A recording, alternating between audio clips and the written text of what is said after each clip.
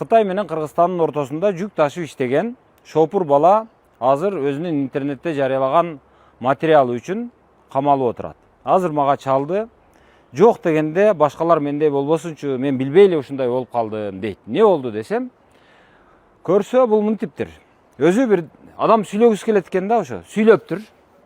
Бир нерсе жазыптыр. Анан ошонусуна интернеттен бир жанагы арабча лакылдап сүйлөп аткан бирөөнүн видеосун коюптур. Музыкасын фон кылып коюптур.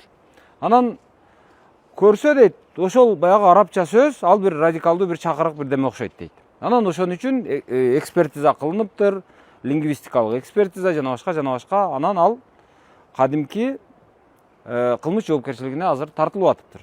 Азыр эртең соттолгон атат. Ошол бала чалды. Эми ошодон улам айтам. Урматтуу мына интернет колдонуучулар, дивандагы баатырлар. Билем, баардыгыбыздын сүйлөгүбүз келет, айткыбыз келет.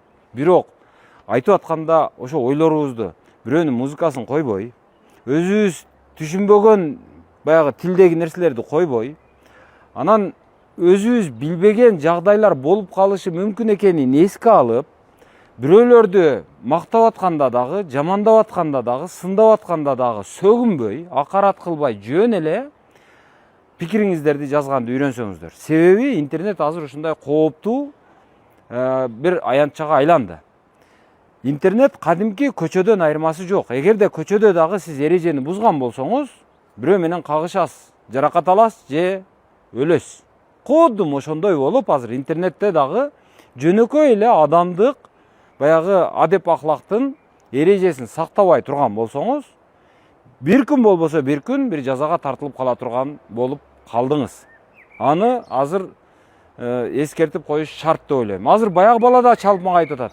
Ыдырыс ака, сиз айтыңчы жок дегенде, ушуну айтып коюңчу. Адамдар билбей эле ушуга окшоп, мага окшоп кирип кетип атышат дейт.